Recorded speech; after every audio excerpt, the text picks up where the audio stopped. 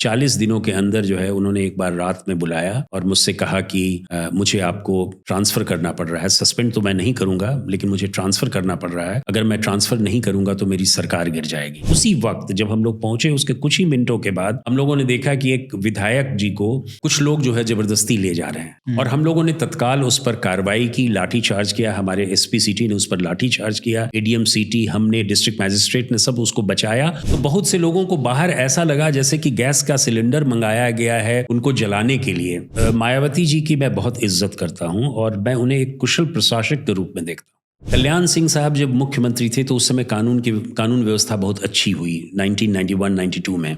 मुझे याद है कि उत्तर प्रदेश के पश्चिमी इलाके में, खासकर मेरठ में, बुलंदशहर में, सहारनपुर में, बागपत में, गाजियाबाद में, मुजफ्फरनगर में, नोएडा में, अलीगढ़ में, इन सब स्थानों पर हम लोगों ने एक बहुत ही टारगेटेड वे में क्रिमिनल्स के विरुद्ध कार्रवाई की। सर, लोग बोलते थे कि 6-7 बजे के बाद आप बाहर नहीं निकल सकते थे। बिल्कुल।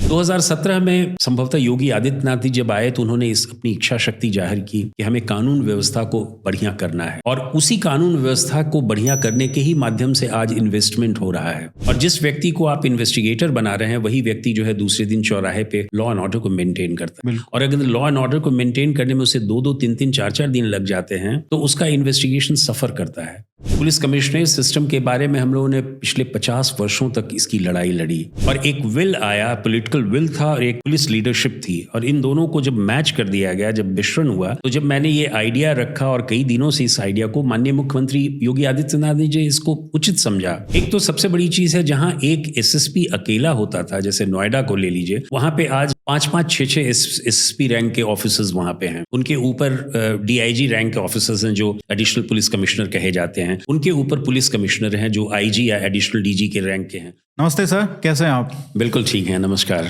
मैं आपकी पुस्तक दिखा देता हूँ, crime and gumption, case files of an IPS officer. तो शुरुआत करते हैं। आप बिहार से आते हैं जी। तो बिहार में आईपीएस आईएएस बनने का एक बहुत बड़ा क्रेज है युवा वर्ग में। तो इसके पीछे कारण क्या है और आपका भी क्या मोटिवेशन उस हिसाब से था? बिल्कुल सही कहा आपने। बिहार एक ऐसा प्रदेश है जहाँ के बच्चे जो हैं वो शुरू से ही वो सिविल सर्विसेज की ओर अग्रसित रहते हैं और हमेशा सोचते हैं कि उन्हें आईएएस और आईपीएस बनना है। इसीलिए आप कोचिंग इंस्टीट्यूट्स में भी आप देखेंगे कि बहुत सारे बच्चे जो हैं बिहार के ही हैं। ये सोसाइटी का एक अजब फेनोमेना है वहाँ पर। एक तो इसलिए भी कहा जा सकता है कि वहाँ पे ब्यूरोक्रेसी की एक अहम भूमिका है, नंबर 1। नंबर 2 कि बहुत छोटी छोटी चीज़ों के लिए भी लोगों को ब्यूरोक्रेसी पे डिपेंड होना पड़ता है। और मैंने एक छोटे से दृष्टांत का वर्णन भी किया है कि किस प्रकार मेरे पिताजी जिनके नाम से एक लाइसेंसी बंदूक था, उसको ट्रांसफ़र करने में मेरे बड़े भाई को लगभग 1 वर्ष से ज़्यादा लगा। तो ये तो ऐसी है, लेकिन सबसे बड़ी चीज़ है कि जो बिहार के बच्चे हैं वो सचमुच में सामाजिक पृष्ठभूमि में, जिस पृष्ठभूमि से वो आते हैं उसमें वो चाहते हैं कि समाज के लिए कुछ कर सकें और उनका ध्येय रहता है कि हम डॉक्टर्स भी बने, इंजीनियर्स भी बने, मैनेजमेंट एक्सपर्ट्स भी बने, लेकिन एक सिविल सर्विसेज उनका एक क्रेज़ रहता है बिकॉज वो समाज को बहुत ही नज़दीक से देखे हैं और उन्होंने देखा है कि समाज के जितने भी अंग हैं वो किस प्रकार काम कर रहे हैं और उसमें सिविल सर्विसेज की क्या भूमिका रही है, चाहे वो पुलिस हो या आईएएस हो, कुछ भी हो। और यही कारण है कि बिहार के बच्चे जो हैं वो आईएएस आईपीएस बनने के बाद भी विभिन्न प्रांतों में जहां उन्हें अलॉट किया जाता है वो काफ़ी अच्छा करते हैं। और उत्तर प्रदेश जहां मुझे अलॉट किया गया था, मैंने देखा कि वहाँ के ऑफिसर्स जो हैं वो बिहारी ऑफिसर्स भी, उन्होंने काफ़ी अच्छा काम किया है, नाम कमाया है और उनकी पृष्ठभूमि ने उसको बहुत सहायता की है। तो मैं समझता हूँ कि बहुत सारे फैक्टर्स हैं जिसकी वजह से बिहार में एक क्रेज़ है बच्चों के लिए, यूनिवर्सिटी कॉलेज के स्टूडेंट्स के लिए, कि वो सिविल सर्विसेज का एग्ज़ाम दें। और बहुत पहले के ज़माने में तमिलनाडु और इन सब स्थानों से लोग आते थे, मद्रास के बच्चे आते थे, लेकिन बिहार जो है, बिहार वैसे उत्तर प्रदेश भी कम नहीं है। इलाहाबाद यूनिवर्सिटी जो है वहाँ का बहुत ही आईएएस प्रोड्यूसिंग यूनिवर्सिटी माना जाता था, ऑक्सफोर्ड ऑफ द ईस्ट माना जाता था, तो वहाँ के भी बच्चे काफ़ी आते हैं। तो सर, आप बिहार से, आपका जो बचपन था बिहार में बीता, उसके बाद आप इलाहाबाद यूनिवर्सिटी आए, फिर डीयू आए, तो थोड़ा कल्चर जो आपको डिफरेंट लगा, जैसे बिहार में जो सामाजिक तौर पर जो ताना बाना है और जो उत्तर प्रदेश में आपने इतने साल बिताए, तो क्या आपको डिफरेंस लगा? क्योंकि दोनों स्टेट्स को एक साथ क्लब करके ही देखा जाता है, पॉपुलर मीडिया में भी और मीडिया में भी खासकर जब बातें होती हैं। तो क्या एक फंडामेंटल डिफरेंस आपको लगता है सोसाइटी के लेवल पे? आपने तो बहुत क्लोजली काम भी किया है सोसाइटी में और एज अ पुलिस ऑफिसर, तो क्या डिफरेंस लगा आपको? देखिए, एज सच तो बहुत डिफरेंस नहीं है बिहार और उत्तर प्रदेश में, और खासकर पूर्वी उत्तर प्रदेश तो लगभग बिहार ही है, जहाँ तक सामाजिक स्ट्रक्चर की बात हो या कल्चर की बात हो या वहाँ के लोगों के बीच में जो एटीट्यूड्स हैं, काम करने की क्षमता है, उन सबों में कोई बहुत अंतर नहीं है। और एजुकेशनल परिवेश भी लगभग एक ही है। बिहार में सबसे बड़ी दिक्कत आई जब जयप्रकाश नारायण का आंदोलन चला, और उस आंदोलन के समय में मैं उस समय स्कूल में था और उसके बाद मैं सेंट जेवियर्स रांची में पढ़ रहा था। उस समय हमारा सेशन डिले हुआ क्योंकि स्टूडेंट्स जो हैं वो भी इन्वॉल्व हो गए उस आंदोलन में, और अंततोगत्वा 77 में जनता पार्टी की सरकार आई। तो हमने देखा कि उस डिले के कारण जो बहुत ही मेधावी छात्र थे उनका पलायन होना शुरू हो गया, और वो बिहार छोड़कर पटना यूनिवर्सिटी और रांची यूनिवर्सिटी छोड़कर वो दिल्ली की तरफ अग्रसर हुए। और मिड 70s में दिल्ली यूनिवर्सिटी और जेएनयू जो है वो उन लोगों से भर गया, बिहार के स्टूडेंट्स से भर गया, बिकॉज बिहार के स्टूडेंट्स अच्छा करते थे, उनके मार्क्स अच्छे आते थे और उन्हें एडमिशन्स मिल जाता था। और सर, पटना यूनिवर्सिटी का एक समय पे बहुत बड़ा एक मतलब आपने इलाहाबाद यूनिवर्सिटी की बात की, पटना यूनिवर्सिटी अपने आप में एक बहुत बड़ा इंस्टीट्यूशन था। बिल्कुल बिल्कुल, आप सही कह रहे हैं। पटना यूनिवर्सिटी का एक अपना नाम था, Patna law college, Patna university, ये सब बहुत ही अच्छे इंस्टीट्यूशंस माने जाते रहे हैं। और ख़ासकर मैंने इंटरमीडिएट किया सेंट जेवियर्स रांची से, जो कि अपने आप में एक बहुत ही बड़ा और बहुत ही प्रीमियर इंस्टीट्यूशन था, कॉलेज था, और वहाँ से मैंने इंटरमीडिएट साइंस किया।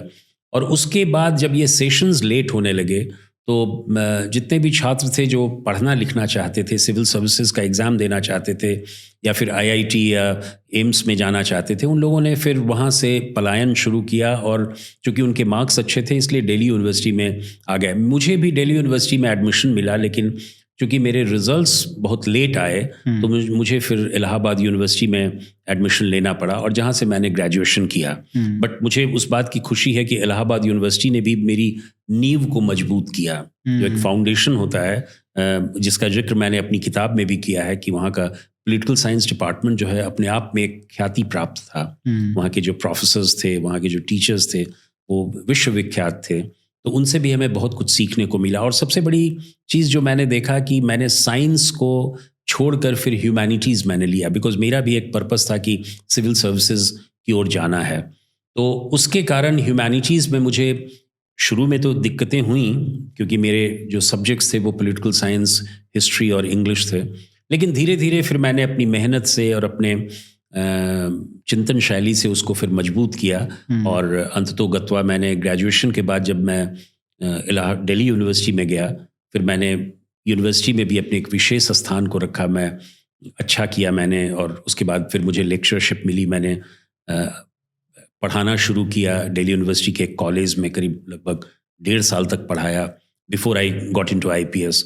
तो ये पूरी जर्नी जो है वो इस बात का द्योतक है कि छात्रों में अगर लगन हो और ये हो तो बिहार, उत्तर प्रदेश, मध्य प्रदेश मैटर नहीं करता है। What matters ultimately your own hard labour for which there is no substitute. नहीं, ट्रू। सर, जब भी हम पुलिस ऑफिसर से बात करते हैं, अभी जो, जैसे मैं एक एग्जांपल दूं तो अभी जो शंभू बॉर्डर पे जो हम देख रहे हैं एक clash between farmers and police officers, तो ये सिचुएशन बहुत डिफ़िकल्ट होती है। तो एज एन आईपीएस ऑफिसर आप कैसे ऐसी सिचुएशंस पे डील करते हैं जब आपके पास एक डायरेक्शन होता है कि हम इनको अलाउ नहीं कर सकते दिल्ली आने के लिए, क्योंकि फिर वही 1 साल 1.5 साल पता नहीं कितना लंबा वो समय चलेगा और बहुत सारे हज़ारों लाखों लोगों को असुविधा होगी रोज़ उनके ऑफिस जाने में, उनको मतलब हरियाणा से दिल्ली आना है या किसी को, तो बहुत सारी प्रॉब्लम्स एक सिटीज़न को, आम सिटीज़न को फेस करना पड़ेगा। तो आपको एक डायरेक्शन भी है ऊपर से कि आपको यहाँ पे रोक के रखना है, तो उसके लिए फोर्स भी यूज़ करना पड़ता है कई बार। तो ये कितना डिफ़िकल्ट होते हैं ये डिसीजंस, क्योंकि हम प्रोटेस्टर्स के पॉइंट ऑफ व्यू से तो ये बातें समझते हैं क्योंकि मीडिया भी उन्हीं की बातें ज़्यादा करता है, लेकिन एज अ पुलिस ऑफिसर आपके मन में ऐसी सिचुएशंस में क्या चल रहा होता है? क्योंकि ये पर्सपेक्टिव बहुत बाहर नहीं आता है, उनको कोई इंटरव्यू नहीं करता है, वो भी लोग चोटिल होते हैं, वो भी लोग कई बार तो उनकी भी डेथ होती है इन क्लैशेस में, लेकिन उनकी कोई ज़्यादा बात नहीं होती है। तो मैं आपके पॉइंट ऑफ व्यू से भी समझना चाहूँगा कि ऐसी सिचुएशंस में आपके दिमाग में क्या चल रहा होता है, कैसे हैंडल करते हो ऐसी टफ सिचुएशंस को? देखिए, कोई भी पुलिस अधिकारी हो, वो जब अपनी नौकरी ज्वाइन करता है तो रूल ऑफ लॉ के अंतर्गत काम करता है। भारत का संविधान सर्वोपरि है और देश का कानून जो है उसके अधीन सब लोग काम करते हैं। प्रजातंत्र में, डेमोक्रेसी में सभी को अधिकार है कि वो अपनी बातों को रखें और इस बात को भी दिया जाता है कि आपको एक बहुत ही प्रजातांत्रिक तरीके से विरोध करने का भी अधिकार है। और यही कारण है कि प्रोसेशंस निकाले जाते हैं, पिटिशंस दिए जाते हैं, स्ट्राइक्स किए जाते हैं। ये सारे सब प्रजातांत्रिक अधिकार हैं जिसको रोक नहीं सकता, कोई भी कानून रोक नहीं सकता। साथ ही साथ ये भी ज़रूरी है कि हम प्रजातंत्र को कैसे स्मूथली चलाएं, और यही कारण है कि किसी प्रजातंत्र को चलाने के लिए वहाँ पे लॉ एंड ऑर्डर का होना, एक सामान्य स्थिति होना जिसमें किसी को कोई तकलीफ ना हो, ये भी बहुत महत्वपूर्ण है। तो एक police officer is confronted between the two. एक तरफ तो संविधान है, एक तरफ तो रूल ऑफ लॉ है जिसमें प्रजातांत्रिक मूल्यों का निर्वहन किया जाता है, और दूसरी तरफ एक कानून है जिसके अंतर्गत एक डायरेक्शंस मिला हुआ है कि within the constitutional limit, within the legal framework we have to perform like this. अगर किसी, आप जानते हैं कि प्रजातंत्र में जो राजनीतिज्ञ हैं, जो प्रजातांत्रिक ढांचा है, उसमें political masters are the supreme. They are elected government, they are elected representatives of the people, and they are सर्वोपरि, चाहे वो प्रदेश का चीफ मिनिस्टर हो या देश का प्रधानमंत्री हो। और एक सर्वसम्मति से जो सरकार ने निर्णय लिया है, और उस निर्णय लेने के पीछे बहुत सारे कारण होते हैं।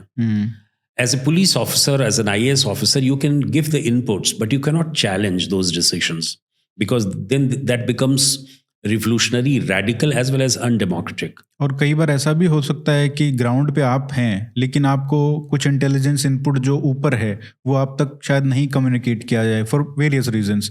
तो यस, बिल्कुल सही आपने कहा कि बहुत सारी चीज़ें हैं, बहुत सारे फैक्टर्स हैं। जैसे मैं एक इस इंस्टेंस का एग्जांपल दूं कि एक मतलब खबर आई थी कि इंटेलिजेंस इनपुट ये था कि जो प्रोटेस्टर्स हैं वो पीएम रेजिडेंस को घेरने का उनका प्लान था। तो शायद एक कारण ये सब चीज़ें पब्लिक में बहुत बाहर नहीं आती हैं क्योंकि इनके भी इम्प्लीकेशंस हैं। आप मतलब बताना नहीं चाहते हो, इंटेलिजेंस इनपुट्स बहुत सेंसिटिव चीज़ है।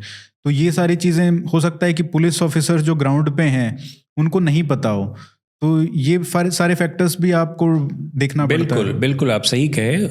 ये सारे फैक्टर्स को लिया जाता है कि क्रेडिबल इन्फॉर्मेशंस कितना है, एक्शनेबल इन्फॉर्मेशंस कितना है, क्या सूचनाएं आ रही हैं। बहुत सारी अभी सूचना तंत्र काम करती हैं, बहुत सारे पब्लिक ओपिनियंस के माध्यम से सरकार को मालूम होता है, और सरकार कोई भी निर्णय लेती है तो वो एक वेल इन्फॉर्म निर्णय होता है। हो सकता है कि निर्णय गलत भी हो, सही भी हो, लेकिन जो निर्णय लिया जाता है उसका पालन किया जाना किसी एग्जीक्यूटिव के लिए उत्तरदायी होता है, चाहे वो एडमिनिस्ट्रेशन, रेवेन्यू एडमिनिस्ट्रेशन हो, सिविल एडमिनिस्ट्रेशन, डिस्ट्रिक्ट एडमिनिस्ट्रेशन हो या डिस्ट्रिक्ट पुलिस हो। तो ये जो आपने प्रश्न पूछा ये उसी के अंतर्गत आता है कि एक पुलिस अधिकारी के लाइफ में, जैसे मैंने 37 सालों तक काम किया एज एन IPS ऑफिसर, मैंने उत्तर प्रदेश में काम किया, दिल्ली में काम किया, तो मैंने स्वयं देखा कि इंटरनल सिक्योरिटी में, आंतरिक सुरक्षा में, लॉ एंड ऑर्डर को मेंटेन करने के लिए आपको क्या क्या चैलेंजेस फेस करने पड़ते हैं। कई ऐसे मौके आते हैं लॉ एंड ऑर्डर के जो आपको फेस करना पड़ता है simply because that is the order of the day. आप उसको बाद में चैलेंज करें, न्यायालय में चैलेंज करें, जो भी प्रोटेस्टर्स होते हैं वो चैलेंज करते हैं कि हमें रोका गया या हमें नहीं रोका गया। बहुत बार ऐसा होता है कि किसी व्यक्ति विशेष को रोका जाता है और पुलिस अधिकारी उसको रोकते हैं जी। लेकिन वो फिर बाद में कोर्ट में जाता है और कोर्ट में उसे परमिशन दिया जाता है और परमिशन देने के बाद उसे वहाँ पे पहुँचाया जाता है। तो जितने भी एग्जीक्यूटिव निर्णय होते हैं, पॉलिटिकल निर्णय होते हैं, उसके ऊपर जुडिशियल निर्णय होते हैं, ये सब का मिश्रण है और पुलिस को इन्हीं परिधियों के अंदर काम करना पड़ता है, एक कॉन्स्टिट्यूशनल वे में काम करना पड़ता है। Maintenance of law and order is a very very tricky, dynamic and complicated process. और वही हम समझते हैं कि हमारी रिजिलियंस है, हमारी क्षमता है, हमारी व्यावसायिक दक्षता है कि किस प्रकार as a police officer you are doing it on the spot because you are the man on the field, you are man on the spot, and as you rightly said कि कितने सारे इंटेलिजेंस उसको आते रहते हैं और उन intelligence का आदान प्रदान जो है डे टू डे की मीटिंग में होता है और वो भी एक वेल इन्फॉर्म्ड ग्राउंड होता है, सरकार को निर्णय लेने में उससे मदद मिलती है। सर, जब हम पुलिस की बात करते हैं तो रिफॉर्म्स की बात बार बार आती है। हम अभी बाहर प्रकाश सिंह जी की बात कर रहे थे, वो तो 1994 से जब से रिटायर हुए हैं तो ये लड़ाई लड़ रहे हैं कि पुलिस रिफॉर्म्स, और 2006 में जो सुप्रीम कोर्ट के डायरेक्शंस आए थे उसके बाद भी लगभग 20 साल होने वाले हैं, लेकिन हम देखते हैं कि वो कागज़ पे ही हैं वो पुलिस रिफॉर्म्स जो हम बात करते हैं। तो बहुत सारे एस्पेक्ट्स हैं पुलिस रिफॉर्म्स के भी एक्चुअली, लेकिन अगर सिटीजन सेंट्रिक हम बात करें तो एक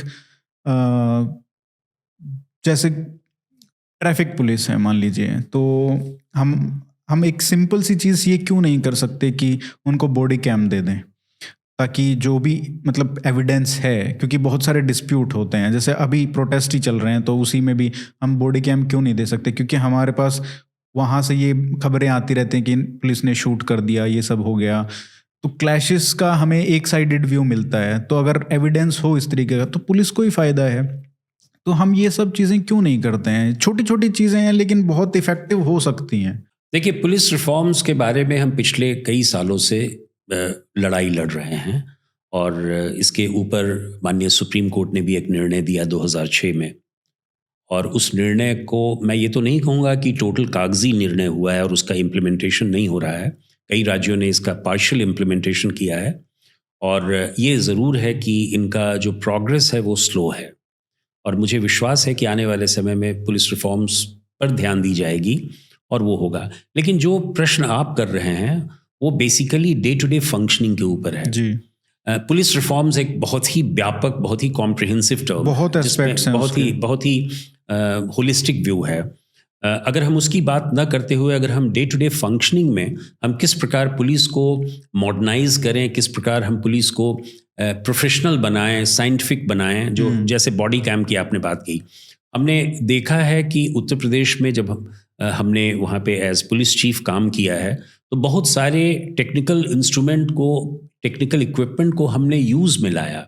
बॉडी कैम भी बहुत यूज़ किया जा रहा है। बहुत से ऐसे राज्य हैं और उत्तर प्रदेश में भी इस तरह का है जो पुलिस कर्मियों को बॉडी कैम दिया जा रहा है और वो लॉ एंड ऑर्डर के सिचुएशंस में बॉडी कैम से उन सब चीज़ों को, जो ग्राफिक इमेजेस हैं, जो पिक्चर्स हैं, उनको वो कैप्चर कर रहे हैं, जो हमें एक एविडेंस के तौर पर बाद में दिखा। अगर हम कल को लाठी चार्ज करते हैं या फायरिंग होती है तो उसमें बॉडी कैम में लिए गए पिक्चर्स जो हैं हमारे एविडेंस के तौर पे लिए जाते हैं, देखे जाते हैं।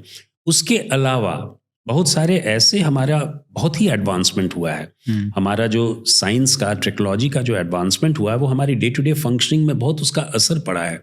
सीसीटीवी कैमरा आप देखें, ट्रैफिक के मामले में अगर आप यमुना एक्सप्रेसवे में जाएं तो आपको सीसीटीवी कैमरा में आपके स्पीड को देखा जा रहा है। सीसीटीवी कैमरा को हम मोहल्लों में लगा रहे हैं। हमने व्यापक रूप से उनको लगाया है कि किस प्रकार बर्गलरी, थेफ्ट या मर्डर को हम रोक सकें या उनको कैप्चर कर सकें। सबसे बड़ा उदाहरण तो हमने कुंभ मेले में किया। 2019 के कुंभ मेले को हमने एक डिजिटल कुंभ मेले के रूप में प्रस्तुत किया और हमने उसमें इतने सारे नए इनोवेटिव स्ट्रैटेजीज लगाए जिससे कि पूरा कुंभ जो है वो एक ब्लेंड हो गया मॉडर्नाइजेशन का और ट्रेडिशनल एस्पेक्ट्स का। लोगों में श्रद्धा वैसी ही रही, लेकिन उस श्रद्धा को हमने एक मॉडर्न तरीके से, उसको हमने व्यापक तरीके से उसको सहायता देने की कोशिश की। हमारे सैटेलाइट्स टाउन्स थे, जो हमने पार्किंग प्लेसेस बनाया उसमें हमने सैटेलाइट सिटी बनाया और इसकी प्रशंसा नीति आयोग ने भी की कि क्यों पहली बार हमने integrated command and control centre बनाया जिसका उद्घाटन माननीय प्रधानमंत्री जी ने किया। और उससे हमने क्राउड मैनेजमेंट को बहुत ही साइंटिफिक ढंग से देखा, वीडियो एनालिटिक्स करके, स्पॉट्स को देख के, इंटेलिजेंस कैसे हम गैदर करें, किस प्रकार हम क्राउड की डेंसिटी को एक जगह निर्धारित करें या उसका पूर्वानुमान करें। तो बहुत सारी चीज़ों को हमने इंटीग्रेटेड ट्रैफिक मैनेजमेंट सिस्टम लगाया। तो ऐसी बात नहीं है कि पूरे देश के विभिन्न राज्यों में साइंस का और टेक्नोलॉजी का यूज़ नहीं हो रहा है और उसका हम पुलिस वाले भी यूज़ करते हैं। ये बात ज़रूरी है कि कभी कभी फंड्स की कमी होती है, ट्रेनिंग की कमी होती है, मैन पावर की कमी होती है, जिसके कारण टेक्नोलॉजी का जो यूज़ व्यापक तरीके से होना चाहिए, बहुत ही इफ़ेक्टिव तरीके से होना चाहिए, वो नहीं हो पाता है। हाँ, नहीं, कुंभ मेला में एक्चुअली मैंने कवर किया था और उसका मैनेजमेंट वर्ल्ड क्लास था। मतलब हमने आज तक शायद ऐसा कुंभ मेले में, आप तो पहले 2-3 बार पहले भी आपने देखा ही है कि as a student also and शायद एसएसपी भी थे प्रयागराज। एसएसपी भी था जी। कुंभ मेले में जी। तो और इस बार डीजीपी, एज अ डीजीपी आपको ये देखने को मिला, तो बहुत चेंज आया है, ड्रास्टिक चेंज है, तो ये मानना पड़ेगा। एक और जो बात है जैसे पुलिस रिफॉर्म्स की, एक ये बात बोली जाती है हमेशा कि हमको लॉ एंड ऑर्डर का फंक्शन और जो इन्वेस्टिगेशन है उसको सेपरेट करना पड़ता है, क्योंकि एक तो हमारे पास पर 1000 पीपल जो पुलिस फोर्स है वो बहुत कम है कंपेयर टू जो डेवलप्ड नेशंस हैं उनके कंपैरिजन में। उसके बाद ये आता है कि जब मान लीजिए कोई लॉ एंड ऑर्डर का प्रॉब्लम हो गया या वीआईपी ड्यूटी हो गया, ये सब कोई रैली हो रही है तो उसमें सिक्योरिटी के लिए, तो ये सारी चीज़ों में बट जाता है और क्राइम तो उसी रेट से हो रहा है, उसमें कोई चेंज नहीं आ रहा है।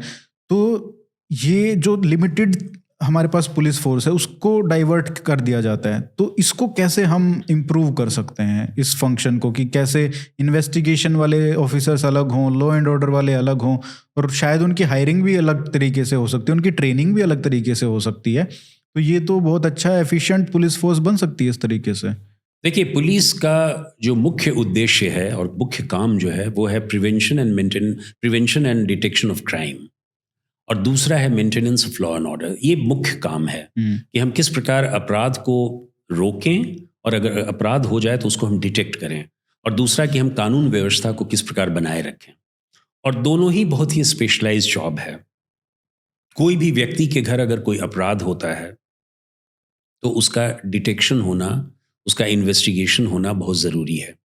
और जैसा कि आपने कहा कि पूरे भारत में और खासकर विभिन्न राज्यों में चूंकि पुलिस बलों की संख्या कम है, पुलिस और पॉपुलेशन का जो रेशियो होना चाहिए, जो स्टैंडर्ड रेशियो होना चाहिए पूरे ग्लोबल लेवल पे, उससे हम लोग बहुत कम हैं।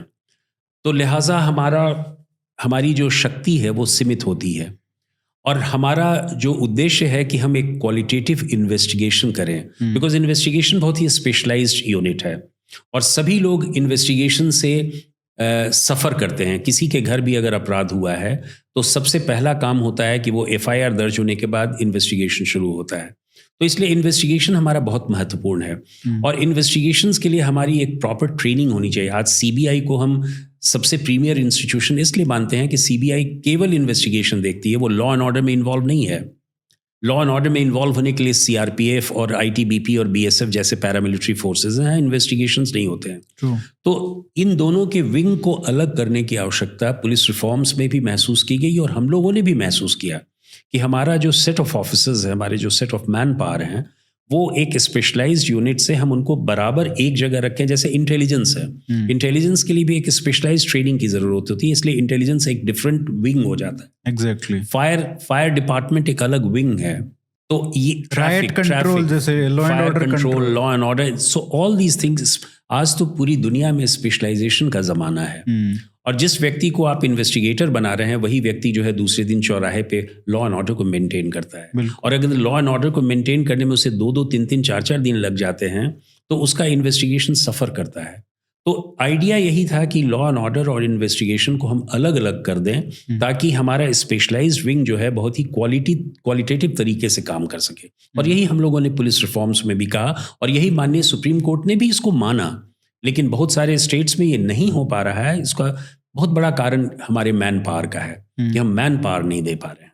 बट सर, ये तो बहुत सॉल्वेबल प्रॉब्लम है ना। तो कोई भी अगर मतलब कोई भी पॉलिटिशियन है अक्रॉस पॉलिटिकल पार्टीज, तो वो तो उनको तो दिखना चाहिए कि अगर वो सब इफेक्टिव पुलिसिंग करेंगे तो उनको तो शायद वोट भी ज़्यादा मिल जाए। तो ये लोग करते क्यों नहीं है? बिल्कुल आपने सही कहा। एज डीजीपी मैंने 2018 में एक प्रयोग किया और वो प्रयोग ये था कि हमारे पास इंस्पेक्टर्स की कमी नहीं थी। तो मैंने एक थाने में 2-2 इंस्पेक्टर्स किए। एक एसएचओ जो मेन एसएचओ था, और दूसरे और तीसरे इंस्पेक्टर्स जो थे, एक लॉ एंड ऑर्डर का प्रभारी था और एक इन्वेस्टिगेशन का प्रभारी था। अच्छा। और ये मैंने माननीय मुख्यमंत्री जी से पूछकर और उनकी सहमति लेकर करने की कोशिश की। हालांकि ये बाद में इसको नहीं हम कर पाए, बिकॉज संख्या की हमेशा कमी रही, लेकिन ये एक प्रयोगात्मक तरीके से हमने लोकल लेवल पे उत्तर प्रदेश में उन जगहों पे किया जहां पे हमें इंस्पेक्टर्स की संख्या में कमी नहीं दिखी। और ये बहुत अच्छा रहा, लोगों ने इसको बहुत सराहा। अगर ये कुछ दिन और चलता, कुछ महीने, कुछ साल और चलते, तो शायद उसको हम एक दिशा दे सकते थे। तो ये ज़रूरत है कि लोकल लेवल पे भी हम अगर उसको इनफॉर्मली और फॉर्मली राज्य सरकार के आदेश पर करें, तो ये एक बहुत महत्वपूर्ण कदम होगा। और पुलिस रिफॉर्म्स में एक चीज़ मैं बता दूं कि पुलिस रिफॉर्म्स के बहुत सारे आयाम हैं, बहुत सारे डायमेंशंस हैं, लेकिन डे टू डे फंक्शनिंग में आप इनोवेशंस कितना लाते हैं, ये प्योरली वहाँ के लोकल लीडरशिप पे और वहाँ के स्टेट पुलिस लीडरशिप पे निर्भर करता है। बहुत सी चीज़ें हमने उत्तर प्रदेश में करने की इसलिए कोशिश की कि एक पॉलिटिकल विल था करने का, और दूसरा कि हमने देखा कि इनोवेटिव स्ट्रैटेजी जो है किस प्रकार कॉमन गुड को प्रमोट कर रहा है। एग्जैक्टली। जैसे for example police commissionerate system. Police commissionerate system के बारे में हम लोगों ने पिछले 50 वर्षों तक इसकी लड़ाई लड़ी, और एक विल आया, पॉलिटिकल विल था और एक पुलिस लीडरशिप थी, और इन दोनों को जब मैच कर दिया गया, जब मिश्रण हुआ, तो जब मैंने ये आइडिया रखा और कई दिनों से इस आइडिया को माननीय मुख्यमंत्री योगी आदित्यनाथ जी इसको उचित समझा, और उन्होंने हमसे कहा कि हाँ, इस प्रकार का होना चाहिए, क्या क्या बेनिफिट्स होंगे, आप इसका ब्लूप्रिंट बनाइए। और हम लोगों ने एकदम डेडलाइन की तरह करके और अंततोगत्वा जनवरी 2020 में हमने इसका 2 शहरों में, नोएडा और लखनऊ में किया, और आज जो है 7 शहरों में हो रहा है, और वो बहुत अच्छे ढंग से पुलिस मैनेजमेंट के तौर पे देखा जा रहा है। तो एक इनिशिएटिव जो इनोवेटिव स्ट्रैटेजी है, वो निर्भर इस बात पे भी करता है कि लोकल कंडीशंस को आप किस प्रकार लेते हैं, रिसोर्सेज जो लोकल रिसोर्सेज हैं उनको किस प्रकार आप चैनलाइज करते हैं। कोई ज़रूरी नहीं कि आपके रिसोर्सेज के लिए बहुत ज़्यादा वो रिसोर्सेज हमेशा 100% हो, ये संभव नहीं है। You are always a leader of the crisis, and leadership is all that you are leading from all fronts. You are trying to aggregate the capabilities and resources of each and every one. और जितना भी optimum use आप कर सके resources को, वही आपके leadership की रोल है, लीडरशिप की भूमिका है, वही आपके लीडरशिप की पहचान है। तो मैं समझता हूँ कि ये बहुत ज़रूरी है किसी भी पुलिस लीडरशिप के लिए कि कैसे वो इन सब चीज़ों को चैनलाइज करके एक बेटर पुलिस अरेंजमेंट और बेटर पुलिस सिस्टम दे सकता है। बिल्कुल सर। कमिश्नरेट सिस्टम की आपने बात की और आपको क्रेडिट जाता है कि आपने उसको इम्प्लीमेंट करवाया उत्तर प्रदेश में। वो तो आपने इतिहास में अपना नाम दर्ज करवा ही दिया, लेकिन मैं जनरल जो लोग सुन रहे हैं उनके लिए थोड़ा बताइए, थोड़ा एक्सप्लेन कर पाएँ कि कमिश्नरेट सिस्टम का क्या फ़ायदा होता है। जैसे नोएडा में आ गया, प्रयागराज में भी है, लखनऊ, कानपुर में भी होगा शायद, तो ये क्या फ़ायदा होता है मतलब आम लोगों के हिसाब से अगर देखा जाए तो?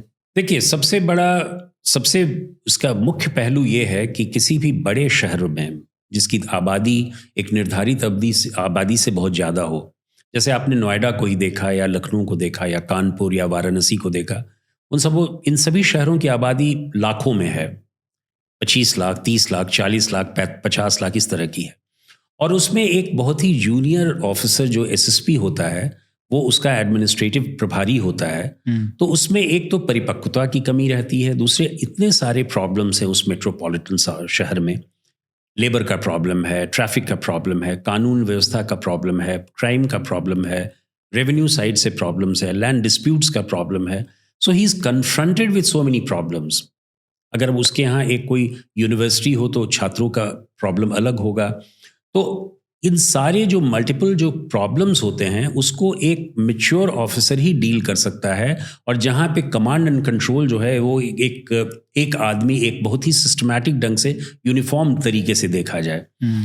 ये महसूस किया जाता है कि जितने भी बड़े बड़े शहर हैं उन सबों में पुलिस व्यवस्था इस प्रकार की जाए जहाँ पे पुलिसिंग के स्वरूप को बदलते हुए हम किस प्रकार डिलीवरी सिस्टम को त्वरित कर सकते हैं।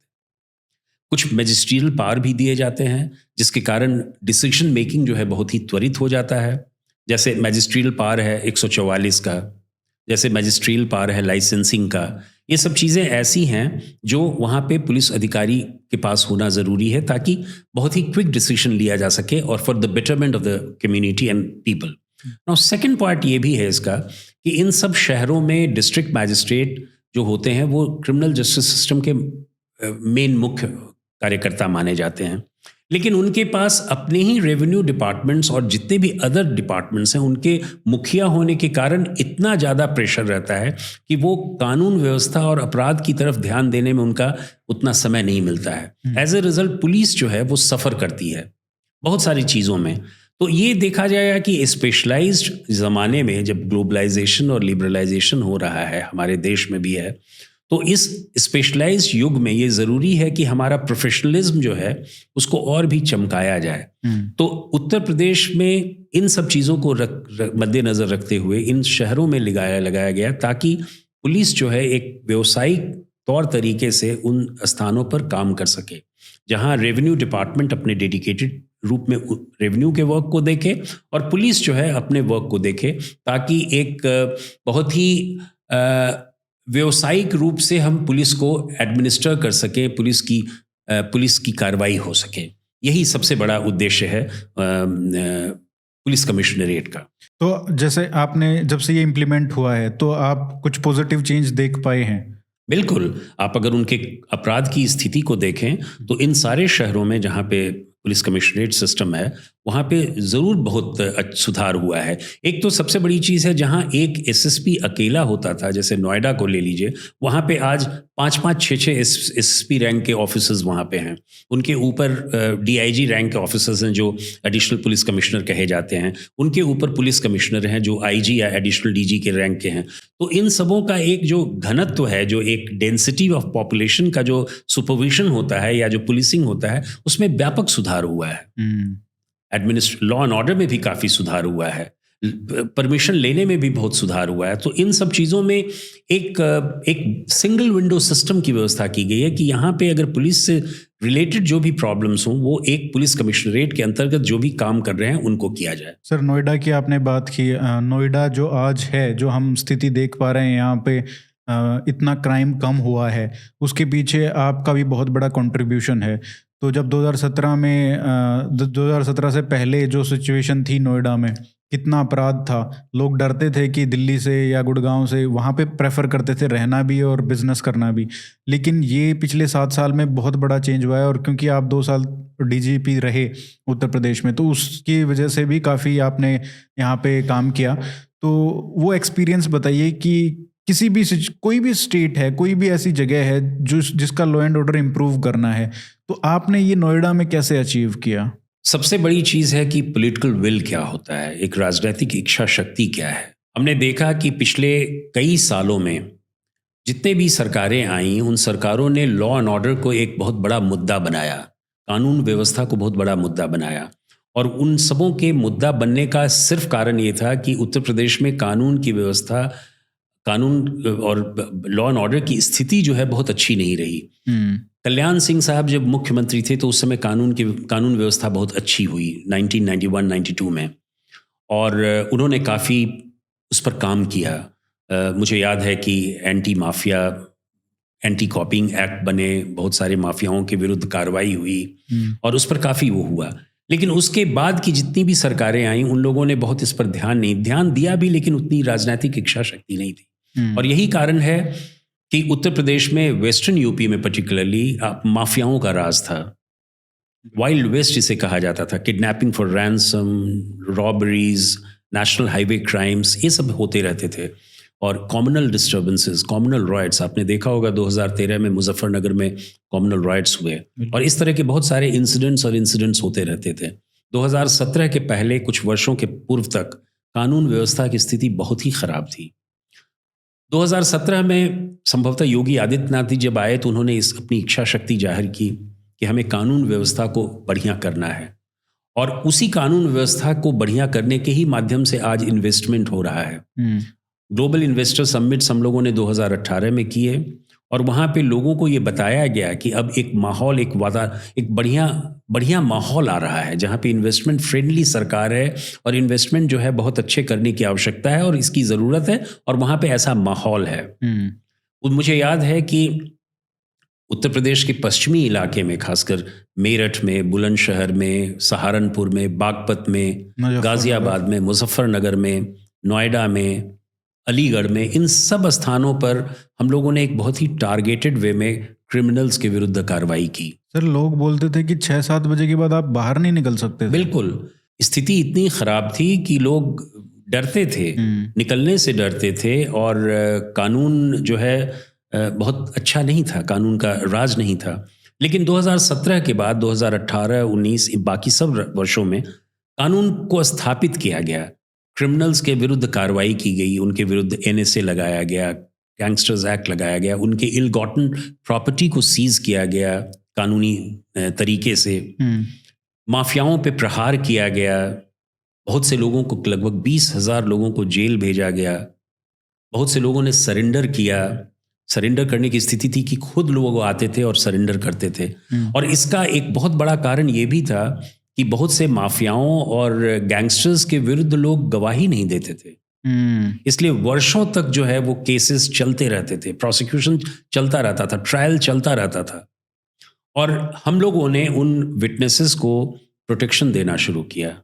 एक एक केस की, जो बड़े बड़े गैंग्स थे, हम लोगों ने उसको वर्गीकृत किया, और वर्गीकृत करके उन माफियाओं को चयनित करके, और चयनित करने के बाद उनके केसेस को निकाला गया। उन केसेस को निकाल कर हम लोगों ने प्रोसिक्यूशन पे ध्यान दिया, गवाहों को, विटनेस को प्रोटेक्शन दिया, और उसके बाद गवाही शुरू हुई। और जब गवाही शुरू हुई तो त्वरित करी से कार्रवाई शुरू हो गई।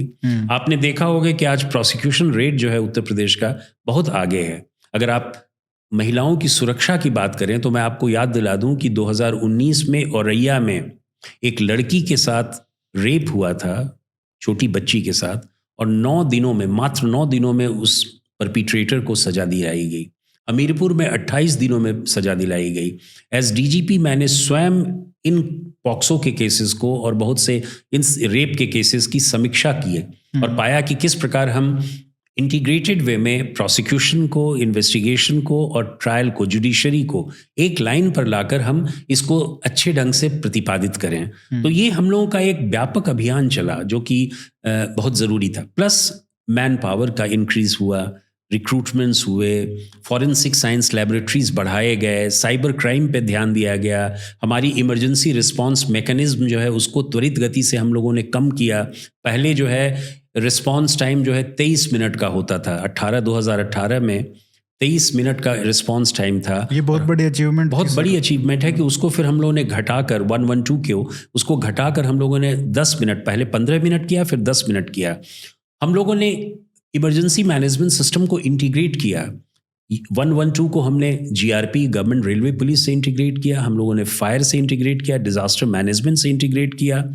तो इन सब चीज़ों को इंटीग्रेट किया कि यदि एक आपको मैं एग्जांपल दूं कि एक बच्ची जो है अपने पिता के साथ ट्रैवल कर रही थी रेलगाड़ी में, और उसको सामने वाला एक व्यक्ति, एक पैसेंजर जो है वो छेड़ रहा था सांकेतिक तरीके से, उसे अच्छा नहीं लगा, शी वॉज फीलिंग अनकंफर्टेबल, और उसने केवल वो किया, व्हाट्सअप किया, एसएमएस किया, व्हाट्सअप किया 112 को, और दूसरे ही स्टेशन पे जीआरपी जो है, इंटीग्रेटेड वे में जीआरपी के जवान आ गए और उस व्यक्ति को पकड़ कर लिए गए और इसको वो किया। तो इस प्रकार का इंटीग्रेशन जो है वो पहली बार 2019 में हुआ, जिसके कारण हम लोगों ने काफ़ी पुलिस के कामों पे अच्छा आया। दूसरा एक था कि हम लोगों ने यूपी कॉप की व्यवस्था की। मोबाइल ऐप्स पे ही हम लोगों ने 28 या 29 ऐसे अपराध थे जिनका आप मुकदमा दर्ज कर सकते थे। ई प्रोसिक्यूशन हम लोगों ने शुरू किया कि आजकल ऑनलाइन आप क्या क्या सुविधाएं ले सकते हैं for an investigator, for prosecuting agency.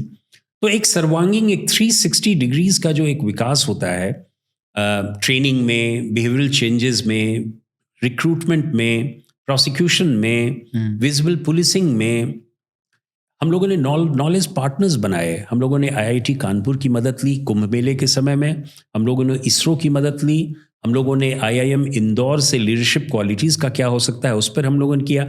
हम लोगों ने देखा कि किस प्रकार पुलिस जो है वो एक डायनेमिक ऑर्गेनाइजेशन है। डे टू डे उसके प्रॉब्लम्स जो हैं विभिन्न प्रकार के होते हैं, और यदि हमारा पुलिसकर्मी, पुलिस अधिकारी जो है वो डल हो जाए, उसको अगर नॉलेज के बारे में ना मालूम हो क्या क्या घटनाएं हो रही हैं पूरे विश्व में और पूरे देश में और पूरे राज्य में, और उसका अगर नॉलेज बढ़ाया नहीं गया, तो पुलिसिंग पे इसका असर पड़ेगा। और यही कारण है कि हम लोगों ने पार्टनरशिप किया इन सारे संस्थाओं से, और उन संस्थाओं से पार्टनरशिप करके हम लोगों ने एक व्यावसायिकता को बढ़ाने की कोशिश की। हम लोगों ने पार्टनरशिप किया कुंभ मेले में, जिसका व्यापक असर हुआ। आईआईटी कानपुर ने हमें बहुत मदद किया, और आज हमारा जो है कानपुर के साथ ऐसा पार्टनरशिप है जो हमने एमओयू साइन किया। उस पार्टनरशिप के आधार पर हमारे बहुत सारे प्रोफेशनल कोर्सेज हो रहे हैं कानपुर आईआईटी में, जिसमें हमारे ऑफिसर्स जो हैं लाभान्वित हो रहे हैं। इंटरेस्टिंग। तो ये सब चीज़ें हम लोगों ने की। सर, जैसे आपने पॉक्सो की बात की, कुछ केसेस जैसे जो मैंने देखे हैं, सिर्फ उत्तर प्रदेश की बात नहीं कर रहा, बहुत सारे स्टेट्स में यही प्रॉब्लम है। अब लॉज थोड़ा अलग अलग है, जैसे जो एक तो लॉ है जो सब पे एप्लीकेबल होता है, POCSO, but according to Islamic law you can marry till 15 से 18 में भी आप मैरिज कर सकते हो। तो कई केसेस ऐसे मैंने देखे हैं जहाँ पे 15-16 साल की लड़की है और थोड़ा सा एज्ड, मतलब 20 साल 21 साल से ऊपर का लड़का है, एंड ही इज़ अ मुस्लिम। तो वो लड़की हिंदू है मान लीजिए, तो वो उसको बहला फुसला के कह लीजिए या उससे शादी कर ली, और किसी मौलवी ने शादी करवा दी, उसका निकाह करवा दिया। तो जब पुलिस के पास फादर जाता है या उसके पेरेंट्स जाते हैं, तो पुलिस वाले भी कॉन्फ्लिक्ट में आ जाते हैं। दे ट्राई टू, पहले तो उनका ये एक रिएक्शन होता है कि ये कम्युनल इशू नहीं है, उसके बाद दूसरा इशू उनका ये प्रॉब्लम ये होता है कि हम कैसे करें कि 15 से 18 में तो लीगली है, as a Muslim they can marry, क्योंकि पहले उनको कन्वर्ट करते हैं, उसके बाद मैरिज करते हैं। तो ये एक लॉ का भी क्लैश है, और क्योंकि मतलब कोर्ट्स ने भी ये किया है कि 15 से 18 में लड़कियां जो हैं, मुस्लिम लड़कियां शायद शादी कर सकती हैं, ऐसा है। तो पॉक्सो लगना चाहिए आइडियली, लेकिन वहां पे लगता नहीं है। तो ये इस तरीके के, जब मतलब धर्म संकट ही कह सकते हैं इसको पुलिस के लिए, तो वो कैसे डील करते हैं ऐसे इश्यूज के लिए? देखिए, आपको मालूम होगा कि पॉक्सो जो है 2012 में निर्भया कांड जब हुआ था, उसके बाद बहुत मंथन हुआ, और उसके बाद पॉक्सो जो है वो इनैक्ट हुआ। पॉक्सो बेसिकली एक जेंडर न्यूट्रल है, और जेंडर न्यूट्रल होने के कारण जो भी बच्चे 18 साल से कम के हैं, और अगर उनका सेक्सुअल असॉल्ट हो रहा है, रेप हो या कोई भी मॉलेस्टेशंस हो या किसी भी प्रकार का कोई भी चीज़ हो। सर, तो इवन कंसेंट होने के बाद भी अगर 18 से कम हो आप, तो वो भी रेप ही काउंट होता है? बिल्कुल काउंट होगा। एज ऑफ कंसेंट पे आजकल डिबेट हो रहा है, और कई लोगों का यह मानना है कि 16 से 18 के बीच की जो लड़कियां हैं उनके कंसेंट को माना जाए, उनके कंसेंट को तवज्जो दिया जाए। लेकिन अभी तक इसमें जो हमारी कानूनी व्यवस्था है वो यही है कि 18 से नीचे की जितने भी बच्चे हैं, लड़कियां जो हैं, वो कंसेंट उनका नहीं माना जाएगा, और that will be treated as an offence against her, against the children. तो ये बात है। चाइल्ड मैरिज जो है उसके भी एक वो है कि 18 साल से नीचे कि जितने भी बच्चे हैं अगर वो शादी करते हैं तो चाइल्ड मैरिज के अंतर्गत आते हैं। तो ये एक कॉम्प्लिकेटेड सिचुएशन है, धारणाएं हैं, लेकिन जो कानून है वो मैंने आपको बताया कि कानून 18 साल से नीचे के बच्चों के बारे में एकदम स्पष्ट है स्थिति कि वो चाइल्ड मैरिज या चाइल्ड ऑफेंस, सेक्सुअल ऑफेंस के अंतर्गत काम होगा, और पुलिस को उसी हिसाब से काम करना पड़ेगा। और पॉक्सो के केसेस में हम लोगों ने देखा कि यही एक स्थिति है जिसमें हम कर सकते हैं, कन्विक्शन होता है, और कन्विक्शन के बहुत सारे बहुत ही कठोर उसमें कन्विक्शन है। तो स्थिति यही है, और इंटरप्रिटेशंस जो है हाई कोर्ट से माननीय सुप्रीम कोर्ट के बार बार जगह होते रहते हैं, लेकिन कानून की स्थिति यही है। एक और जो इशू आता है सर, कई बार जो पुलिस वालों से एज अ रिपोर्टर हम जाते हैं, बात करते हैं, तो कोई भी कम्युनल रिलेटेड इश्यूज होते हैं तो उनका पहला रिएक्शन होता है कि ये कम्युनल, मतलब दिख रहा है सबको कि वो कम्युनल क्लैश है या कम्युनल इश्यूज की वजह से फ्लेयर अप हुआ है, लेकिन पहला पुलिस का ये रिएक्शन होता है कि नहीं नहीं, जैसे अभी हमने देखा उत्तराखंड में जो हुआ, उसमें भी यही वो बार बार रिपीट कर रहे हैं कि कम्युनल नहीं है, जबकि सबको पता है, वो सब लोग देख पा रहे हैं वीडियो में।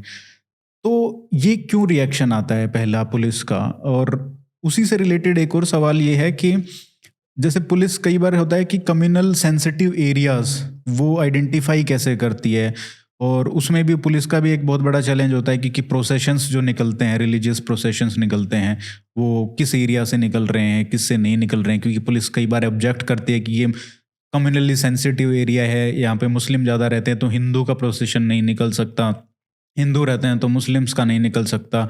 और कई बार ये टर्म भी यूज़ की जाती है कि मुस्लिम एरियाज़, हिंदू एरियाज़। तो इसको कैसे आप एज अ पुलिस ऑफिसर ये कैसे डील करते हो आप इन सब चीज़ों से?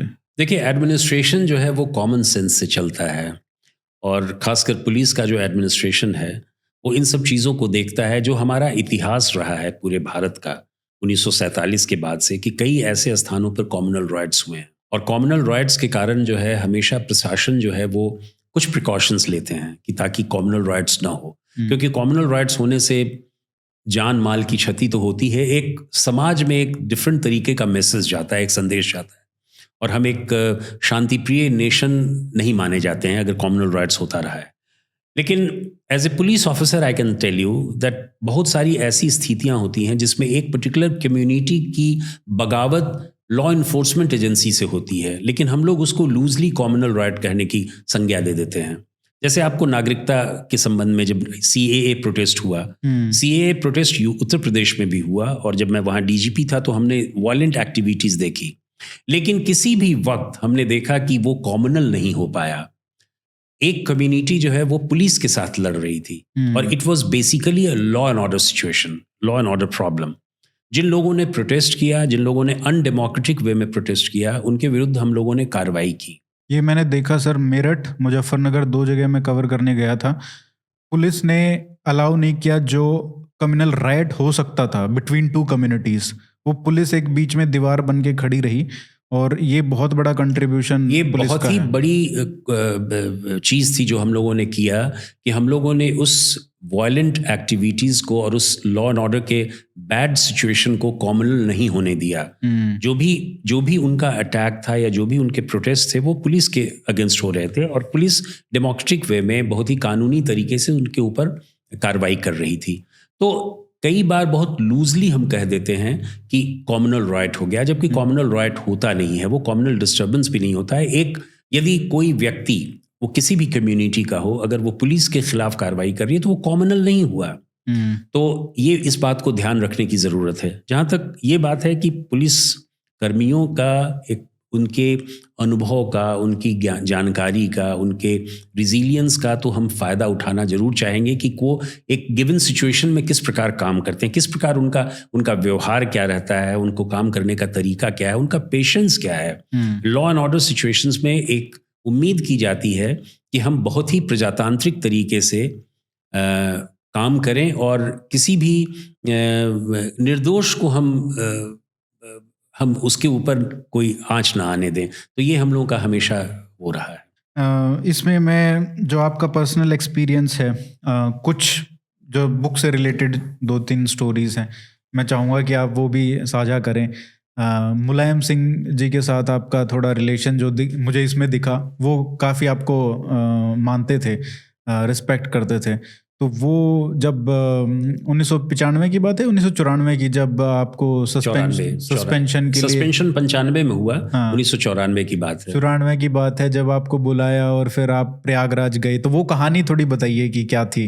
नहीं, उस कहानी का जो उसकी पृष्ठभूमि ये है कि मैं 1994 के जनवरी में एसएसपी बुलंदशहर बना।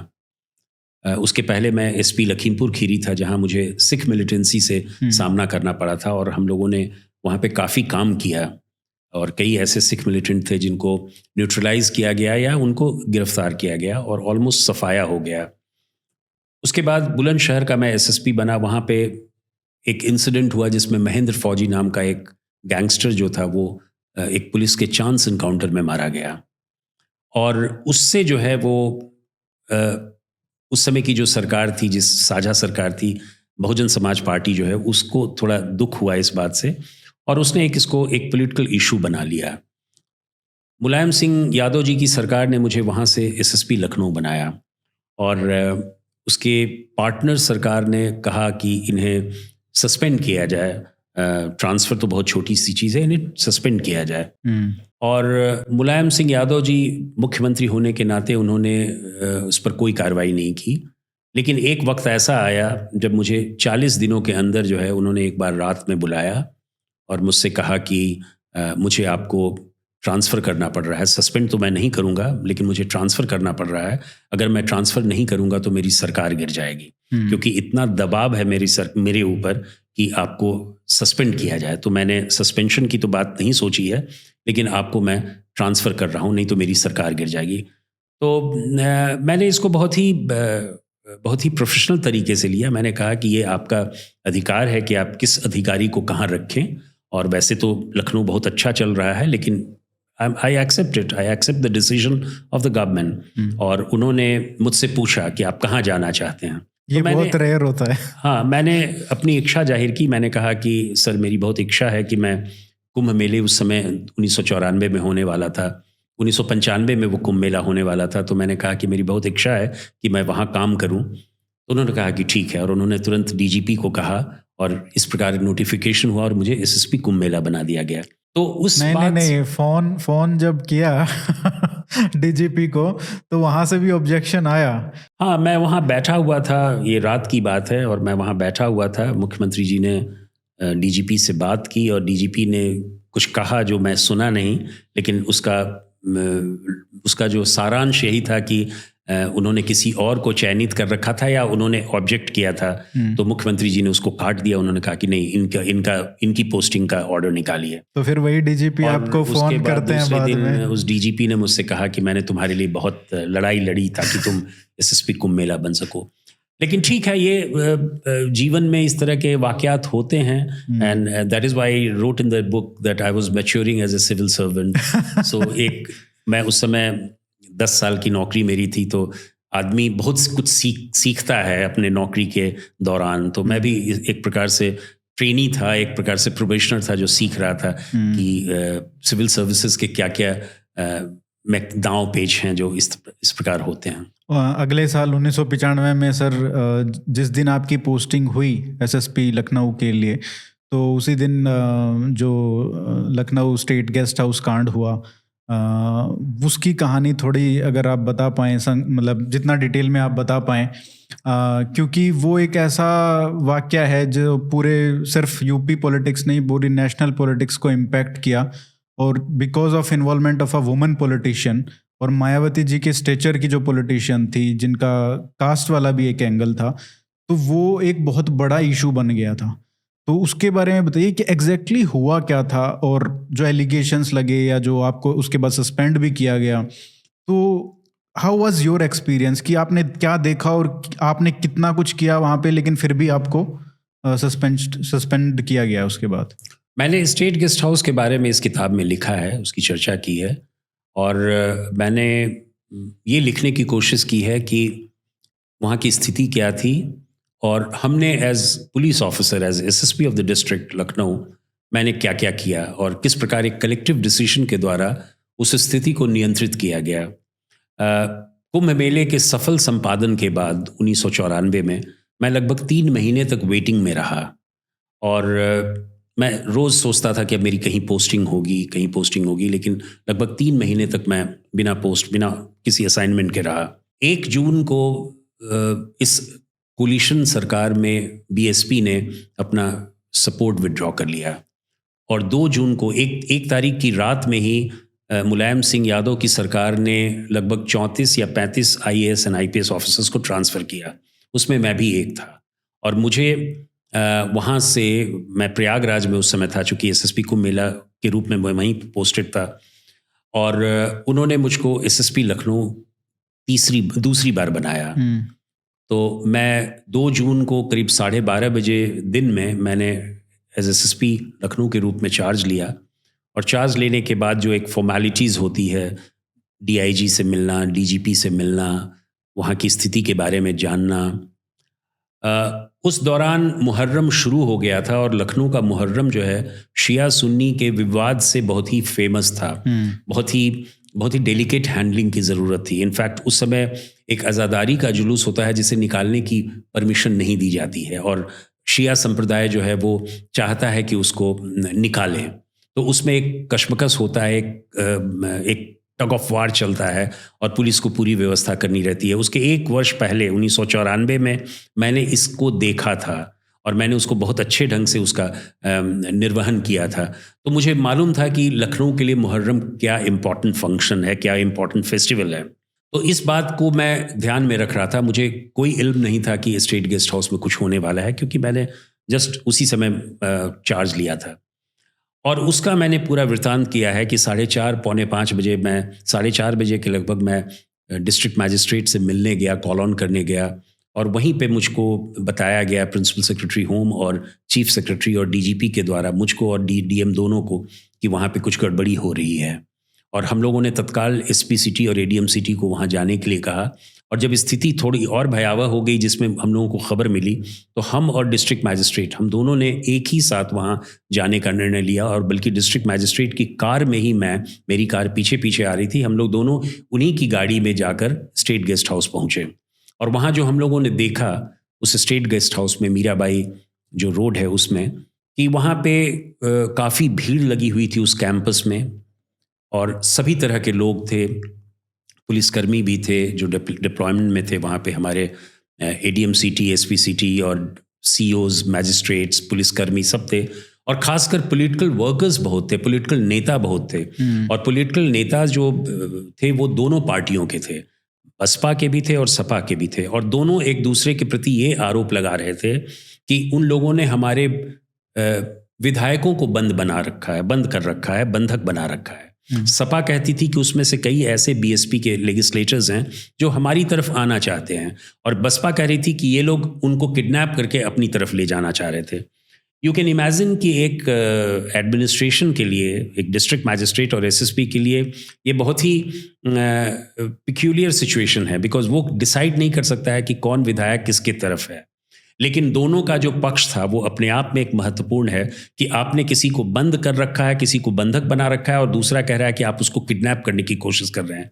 तो हम लोगों ने उचित समझा कि वहाँ पे जितने भी लोग हैं, और उसी वक्त जब हम लोग पहुँचे उसके कुछ ही मिनटों के बाद हम लोगों ने देखा कि एक विधायक जी को कुछ लोग जो है ज़बरदस्ती ले जा रहे हैं। और हम लोगों ने तत्काल उस पर कार्रवाई की, लाठी चार्ज किया। हमारे एसपी सिटी ने उस पर लाठी चार्ज किया, एडीएम सिटी, हमने, डिस्ट्रिक्ट मैजिस्ट्रेट ने, सब उसको बचाया और उसको कुशलतापूर्वक उसको वापस किया। और फिर उसके बाद हम लोगों ने लाठी चार्ज करके पूरे कैंपस को, स्टेट गेस्ट हाउस के पूरे कैंपस को हम लोगों ने खाली कराया।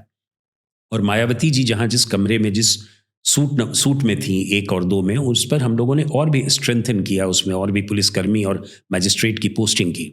और उसके बाद हम लोग रात भर, पूरे दिन भर, दूसरे दिन भी हम और डिस्ट्रिक्ट मैजिस्ट्रेट बने रहे वहाँ पूरी। तो ये जो कहानी है कि उनके ऊपर पर्सनल हमला करने की और उनको जलाने की भी कोशिश हुई, और ये सब, इन सब आरोपों में कितनी सच्चाई है? देखिए, जब हम लोगों ने वहाँ पे कदम रखा, जब हम और डिस्ट्रिक्ट मैजिस्ट्रेट दोनों वहाँ आए, उसके बाद ऐसा कोई प्रयास नहीं हुआ जिस पे मायावती जी के जान माल पे कोई खतरा हो।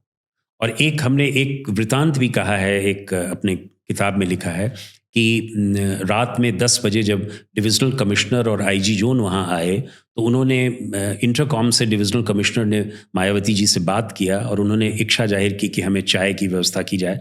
और हम लोगों ने वहाँ के जो अधिकारी थे, स्टेट गेस्ट हाउस के जो अधिकारी होते हैं, उनसे जब पूछा गया कि आप चाय की व्यवस्था करें, तो उन्होंने कहा कि हमारे पास गैस का सिलेंडर नहीं है हमारे किचन में। तो वहाँ से किसी दूसरे जगह से मंगवाने की बात हुई कि गैस का सिलेंडर मंगवाया जाए बगल अगल कहीं किसी जगह से। और 15-20 मिनट के लगभग में उसके बाद जो है वो गैस का सिलेंडर कहीं से आया, और जो व्यक्ति गैस के सिलेंडर को ला रहा था वो उसको रोल कर रहा था। वो नीचे ज़मीन पे, जो गेस्ट हाउस के अंदर जो पक्की जो ज़मीन, पक्की जो सतह होती है, उस पर वो लुढ़काते हुए आवाज़ करते। तो बहुत से लोगों को बाहर ऐसा लगा जैसे कि गैस का सिलेंडर मंगाया गया है उनको जलाने के लिए। तो आप समझ सकते हैं कि अफवाहें किस प्रकार फैल रही थी, या किस प्रकार इसको मैग्नीफाई किया जा रहा था, एम्पलीफाई किया जा रहा था।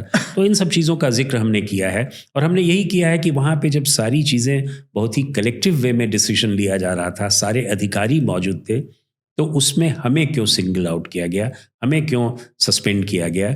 और बाद में मैंने सेंट्रल एडमिनिस्ट्रेटिव ट्राइब्यूनल में भी मुकदमा दर्ज किया, हालांकि उसका प्रतिफल नहीं हो पाया। और उसमें एक चीज़ मैं बता दूं कि हमारे जो लॉयर थे, हमारी तरफ से जो हमारे पर्सनल लॉयर थे, वो सतीश चंद्र मिश्रा जी थे, जो अच्छा। बाद में उन्होंने मायावती जी की पार्टी भी ज्वाइन की। तो वो हमारे उस समय तो वो पॉलिटिकल पार्टी नहीं थे, वो एक प्रोफेशनल रूप में, he was one of the best lawyers and I trusted him 100%. He was a very nice person, a very good lawyer. और उन्होंने जो है मेरे केस को लड़ा और फिर बाद में केस नहीं डिसाइड हो पाया और फिर बाद में ये क्लीन चिट मिली आपको फिर उसके बाद? सरकार गिर गई, फिर राष्ट्रपति शासन हुआ, सारी चीज़ें विड्रॉ हो गई, तो वो हुआ. मतलब देखिए कि इतने सारे, और आपने उसके बाद फिर जब आप मायावती जी से मिले तो आपने अपने जो दुख दर्द था, आपका पीड़ा थी जो, वो भी आपने बयां की कि आप मतलब उनके मन में कुछ ना कुछ था कि आपके प्रति, क्योंकि पहले भी जब आप बुलंदशहर में थे, जब ये महेंद्र फौजी वाला जो कांड हुआ था, उसके बाद आपके ऊपर उंगली उठाई उन्होंने. देखिए, एक चीज़ मैं बता दूं कि मायावती जी की मैं बहुत इज्जत करता हूं और मैं उन्हें एक कुशल प्रशासक के रूप में देखता हूं. मुझे याद है कि 2007 से 2012 का जो उनका रिजीम था, उनकी जो सरकार उत्तर प्रदेश में काम कर रही थी, उन्होंने भी लॉ एंड ऑर्डर पे काफ़ी कमर कस ली थी और अच्छा लॉ एंड ऑर्डर था. मैं ये ज़रूर कहूँगा कि उनकी पकड़ थी. तो एज ए ह्यूमन बीइंग और एज ए पर्सन जो है, मायावती जी से मेरा कुछ नहीं है. मैं उन्हें बहुत इज्जत करता हूँ और उनके संवेदनशीलता को भी मैं बहुत सराहता हूँ. लेकिन वही है ना, आसपास वाले जो होते हैं वो ये हो सकता है. तो इसीलिए मेरी एक इच्छा रही कि जब मैं कभी अगर मिलने का मौका हुआ मायावती जी से, तो मैं ज़रूर पूछूंगा. कोई एक ऐसा नहीं था, एक क्यूरियोसिटी थी, एक मन की जो एक भड़ास होती है, वो कहने की बात थी. और मैं जानता था कि मायावती जी इस चीज़ को महसूस करेंगी या सोचेंगी. और वही एक अंततोगत्वा 1998 में जब मैं DIG आजमगढ़ रेंज था, तो उस समय उनका एक कार्यकर्ता सम्मेलन हुआ था, वहाँ पे वो कार्यकर्ताओं से मिल रही थी. She was no longer chief minister of the state.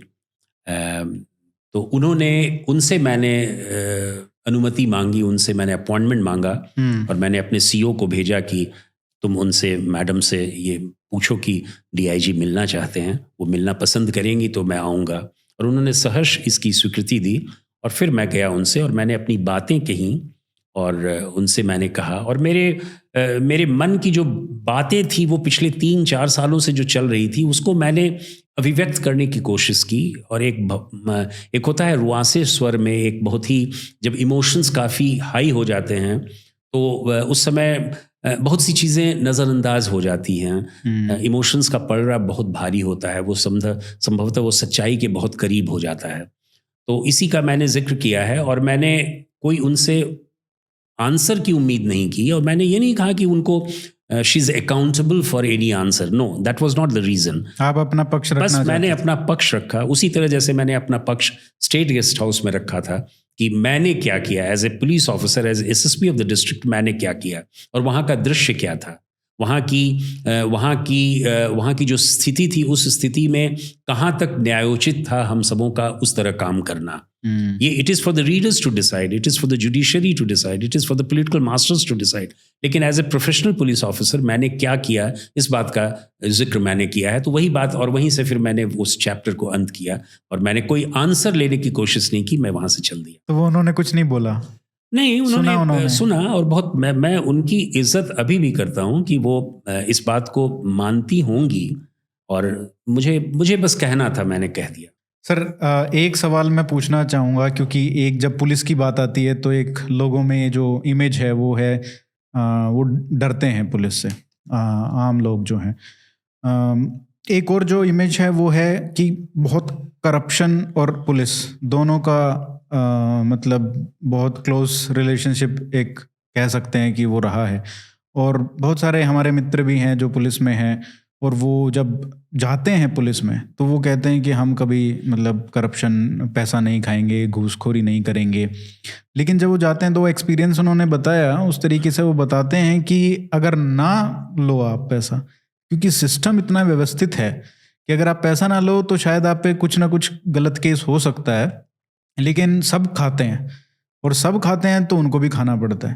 तो ये क्या मतलब सिस्टम है, इतना करप्शन क्यों है? क्या इंटरफेस जो है, जैसे हम बाहर देशों में देखते हैं कि आप पूरे शहर में घूम लीजिए, बहुत कम आपको पुलिस और वो रोड्स पे या और पब्लिक में दिखने को मिलती है, लेकिन वहाँ पे बहुत अच्छा लॉ एंड ऑर्डर चलता है, बहुत अच्छी व्यवस्था चलती है।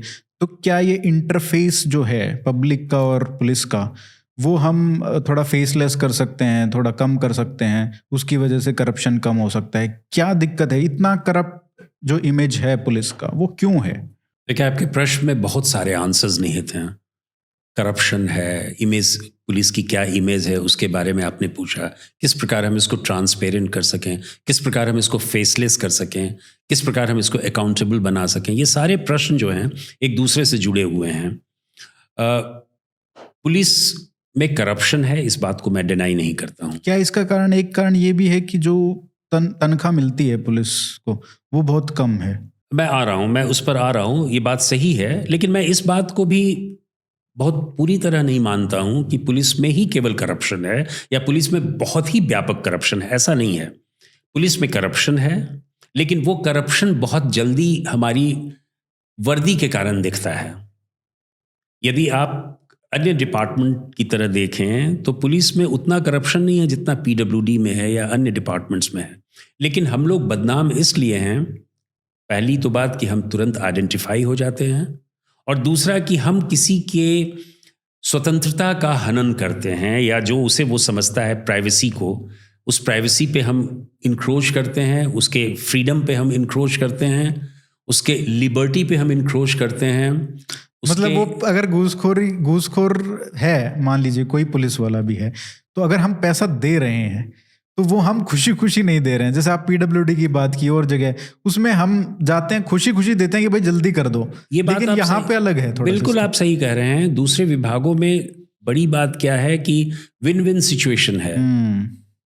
जो देने वाला है वो भी खुश है, जो नहीं देने वाला है वो भी खुश है, और जो लेने वाला है वो भी खुश है। यहाँ पे वो स्थिति नहीं है, लेकिन खैर उस बात को हम नहीं जिक्र कर रहे हैं। करप्शन को कोई जस्टिफाई कर ही नहीं सकता है। लेकिन जो एक व्यापक, जो बहुत ही फंडामेंटल क्वेश्चन है कि पुलिस की जो, first of all you will have to see the background कि कॉलोनियल माइंडसेट से हम कैसे चले आ रहे हैं, किस प्रकार ब्रूटैलिटी जो है पुलिस का एक अंग हुआ करता था पहले 1947 के पहले, और क्या उसका प्रयोजन था। लॉ एंड ऑर्डर को मेंटेन करना, क्राइम को प्रिवेंट और डिटेक्ट करना, ये तो एक बहुत ही संवैधानिक तरीके का वो था। लेकिन उसके पहले भी जब ब्रिटिश काल में जब पुलिस होती थी तो हाई हैंडेडनेस उनकी बहुत ज़्यादा थी।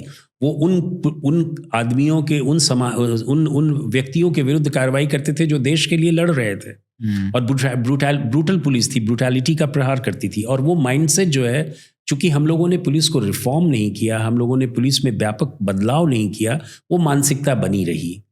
और उसके बहुत सारे कारण जो हम लोगों ने अभी जिक्र किया कि shortage of manpower, shortage of resources, lack of scientific temper, behavioural changes, इन सबों का जो सम्मिश्रण है, उसके कारण पुलिस जो है वो करप्ट दिखती है, और उसकी इमेज में उसका व्यापक असर है।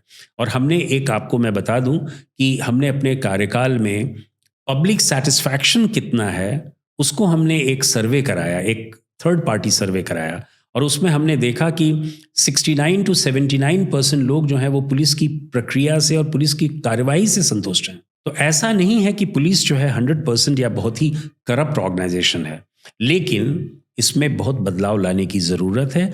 और ये ज़रूरत, बदलाव लाने की ज़रूरत का सबसे बड़ी आधारशिला ये होगी कि जितना ज़्यादा हम टेक्नोलॉजी का प्रयोग कर सकें, जितना ज़्यादा हम फॉरेंसिक्स का प्रयोग कर सकें, जितना ज़्यादा हम बिहेवियरल चेंजेस ला सकें पुलिसकर्मियों के आचरण और उनके कंडक्ट में, पुलिस जो है वो देश की और समाज की एक सेवक बन के रह जाएगा। अगर हम उसमें कमी लाएंगे, ट्रेनिंग में हम कमी लाएंगे, रिसोर्सेज में कमी लाएंगे, उसके माइंडसेट में कमी लाएंगे, तो संभवतः हम पुलिस को बदल नहीं सकते हैं। पुलिस रिफॉर्म्स जो है ये पूरे व्यापक सभी चीज़ों का एक निचोड़ है जिसमें कि हमें काम करने की आवश्यकता है। और इसमें जैसे आपने टेक्नोलॉजी की बात की, तो एक बहुत बड़ा जो ब्यूरोक्रेसी में, जैसे जो सेंट्रल ब्यूरोक्रेसी में देखते हैं, वो एक चेंज आया है कि ई फाइलिंग शुरू हो गई है। जैसे पहले फाइल चलती थी तो ई नोट, मतलब पहले होता था नोटिंग कर दी, लेकिन ऊपर से मान लीजिए ऑब्जेक्शन आ गया तो उसको फाड़ के फेंक दिया। लेकिन अब वो ऐसा नहीं हो सकता है। अब नोट मतलब नोटिफाई करना पड़ता है आपको, वो इलेक्ट्रॉनिक उसका ट्रेल रहता है। क्या उसी तरीके से जैसे पुलिस में जैसे इन्वेस्टिगेशन शुरू होती है, FIR शुरू होती है, तो वहां पे क्या होता है कि जस्ट बिकॉज कि हरास करना है और उससे शायद पैसा निकलवाना है, तो किसी गलत आदमी को पकड़ लिया, तो वो हैरासमेंट है ना एक तरीके से। अब उसने गलत नहीं किया, वो मान लीजिए प्रूव हो भी जाएगा, लेकिन दैट पीरियड ऑफ हैरासमेंट वो एक बहुत बड़ी मेंटल मतलब वो प्रॉब्लम है उनके लिए कि हमको ये सब चीज़ों से डील करना पड़ेगा बिना बात में। तो लेकिन उसको अगर आप 10,000 रुपये दे दीजिए, 20,000 रुपये दे दीजिए, तो आप छूट भी सकते हैं। तो क्या हम एक डिफ़िकल्ट चीज़ बना सकते हैं, कोई आईओ है जैसे इन्वेस्टिगेशन ऑफिसर है, उसके लिए ये हैरास करने के लिए किसी को भी पकड़ना उस तरीके से, उसको 100 बार सोचना पड़े कि जो मैं नोट कर रहा हूँ उसको मैं बाद में चेंज नहीं कर सकता, इस तरीके से छोटी। देखिए, पुलिस में बहुत सारे सुधार हुए हैं, बहुत सारे सुधार हुए हैं, लोकल लेवल पे भी और स्टेट लेवल पे भी और नेशनल लेवल पे भी। आपको मैं बता दूं कि हमारे यहाँ CCTNS की एक व्यवस्था है, crime and criminals tracking network system, और हम लोगों ने पिछले 10 वर्षों से ये चाहा था, 10-15 वर्षों से ये चाहा था कि सारे जो FIRs दर्ज होते हैं उसको हम कंप्यूटर पे दर्ज करें, उसको हम ऑनलाइन दर्ज करें और उसको हम ऑनलाइन उसका डोजियर बनाएं। और ये व्यवस्था पूरे देश में हो रही है। CCTNS का ठीक है, उसकी जो उसका प्रोग्रेस जो है वो थोड़ा स्लो है। उसमें 3,000 करोड़ रुपए का इन्वेस्टमेंट पहले हुआ था और बाद में धीरे धीरे उस पर बढ़ता गया। तो एक तो ये नहीं है कि कोई नई चीज़ है, हम लोगों ने यूज़ ऑफ टेक्नोलॉजी का और साइंस का हम लोगों ने वो किया, मदद किया। आज CCTV की जो बात हम करते हैं या बॉडी कैम की बात करते हैं, ये सब क्या है? ये हमारे इक्विपमेंट हैं जो साइंटिफिक तरीके से कर रहे हैं। हम लोगों ने EFIR की कोशिश की, दिल्ली पुलिस में भी हुआ, उत्तर प्रदेश में भी पुलिस हुआ। हमने यूपी कॉप की बात की, यूपी कॉप ऐप की बात की, कि जिसमें 28-29 ऐसे एरियाज़ हैं जहाँ पे हमको थाने जाने की ज़रूरत नहीं है, हम घर बैठे कर सकते हैं। सबसे बड़ा बदलाव जो उत्तर प्रदेश में हो रहा है कि आप 112 जो है वो एक तरह से मोबाइल पुलिस स्टेशन की तरह काम कर रहा है। आप यदि आपकी कोई समस्या है और आपने फ़ोन किया 112 को, तो 112 की गाड़ी रिस्पांस टाइम उसकी 10 मिनट की है, वो तुरंत वहाँ पहुँच जाता है और जो भी समस्याएं हैं आप बता सकते हैं।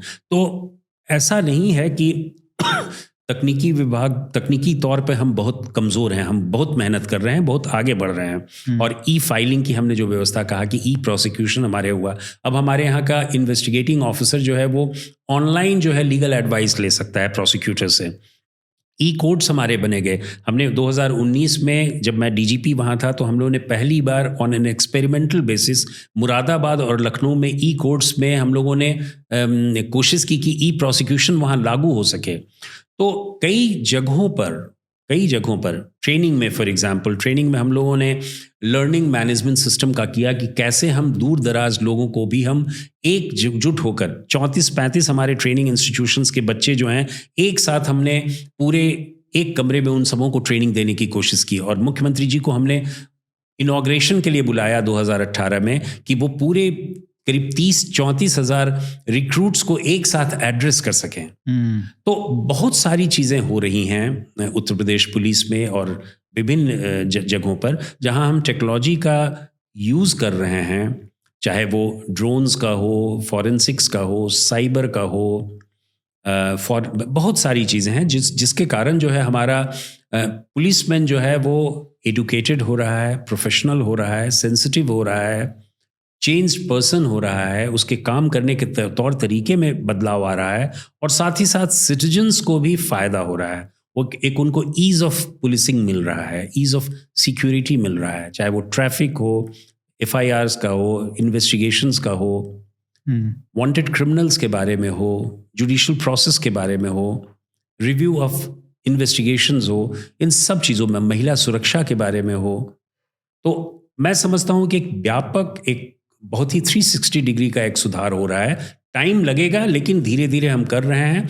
और वो पुलिस नहीं है जो 1947 की पुलिस थी या 10 साल 12 साल पहले की। हर साल कुछ ना कुछ पिछले चेंज 7 होता है। वर्षों में उत्तर प्रदेश पुलिस ने इन सब चीज़ों के ऊपर बहुत ही ध्यान दिया है और उसका सबसे बड़ा कारण ये है कि पॉलिटिकल विल आया है, एक राजनीतिक इच्छा शक्ति आई है कि हम पुलिस को कैसे एक बहुत accountable, transparent, accountable, responsive police force के रूप में जाने जाएं और रूल ऑफ लॉ को हम किस प्रकार इस्टेब्लिश करें, सेंस ऑफ सिक्योरिटी को कैसे हम प्रोवाइड करें, क्रिमिनल्स को हम कैसे उसके ऊपर प्रहार करें, उनको हम उनके खिलाफ कार्रवाई करें। और यही कारण है कि आज उत्तर प्रदेश में, पूरे उत्तर प्रदेश में आपको गैंग्स नहीं दिखलाई देंगे, क्राइम्स नहीं, वैसा सेंसेशनल क्राइम्स होते हैं, लेकिन वैसे नहीं देंगे। गैंग्स कोई रैंसम नहीं मांगी जा रही है, कोई किडनैपिंग्स इस तरह का नहीं हो रहा है जिसकी वजह से पूरा देश, पूरा प्रदेश जो है वो इम्पैक्टफुल हो। नहीं सर, छोटी बातों की अगर हम बात करें तो जैसे बहुत सारी हमने बातें की,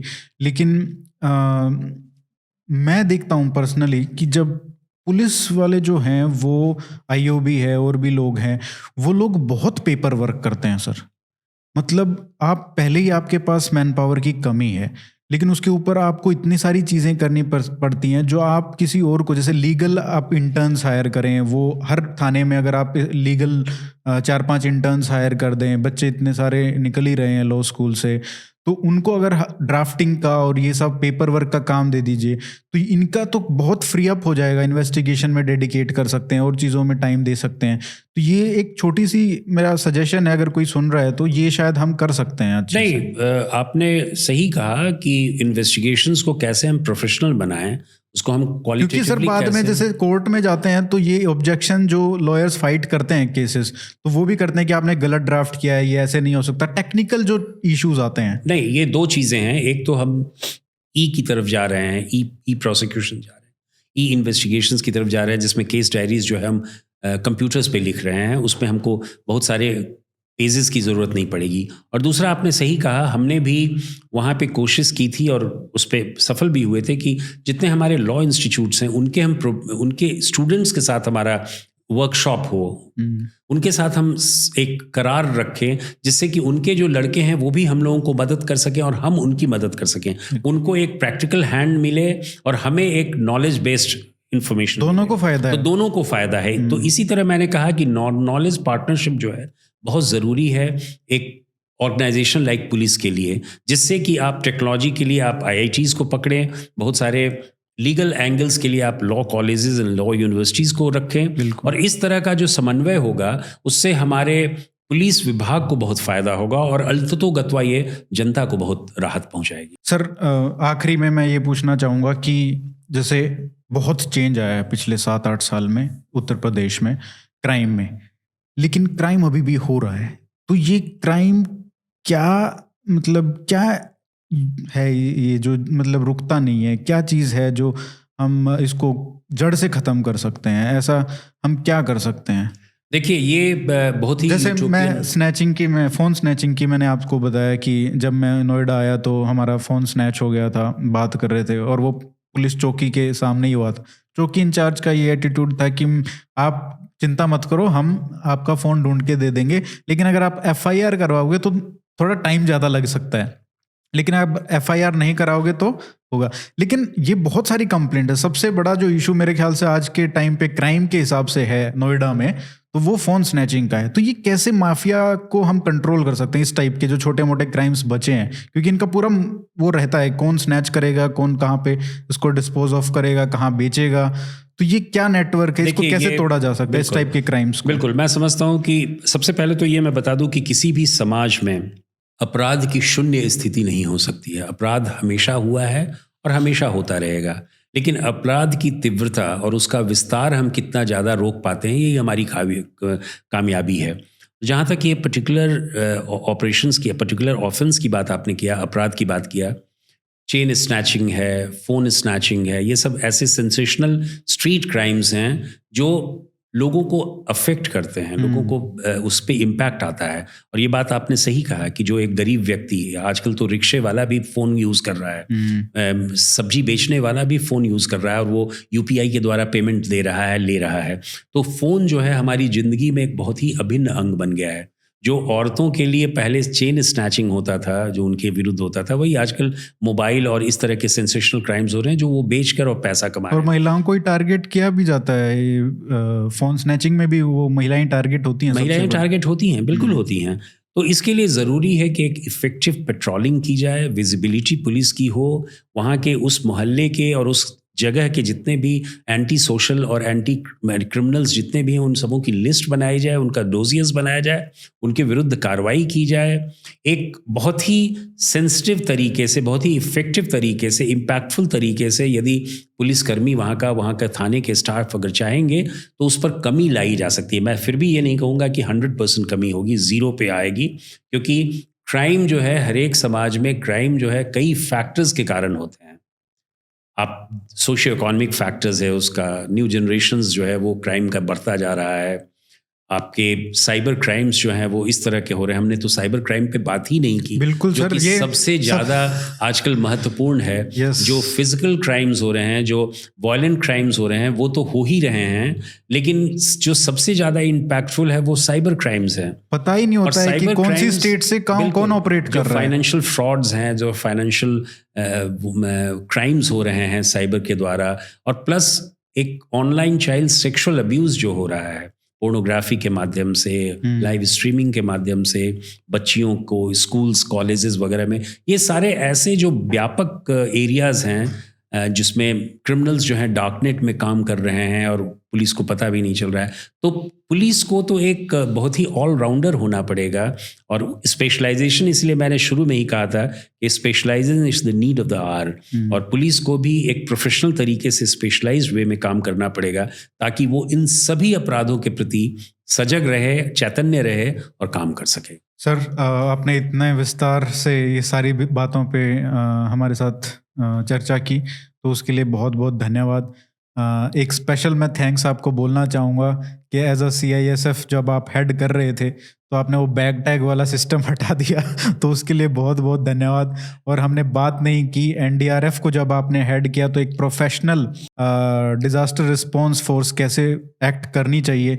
आपने नेपाल अर्थक्वेक हुआ, जम्मू कश्मीर में फ्लड्स हुआ, चेन्नई में भी शायद आपने काम किया फ्लड्स में, तो ये बहुत ज़बरदस्त है कि हमारे पास इंस्टीट्यूशनल स्ट्रक्चर आपने क्रिएट किया है। तो उसके लिए बहुत बहुत धन्यवाद। Thank you for your service and thank you for coming here. बहुत अच्छा लगा आपसे बात करके। Thank you so much. Thank you so much. आपने मुझे यहाँ बुलाया और मुझे मौका दिया अपनी बातों को रखने के लिए। बहुत बहुत धन्यवाद। नमस्ते।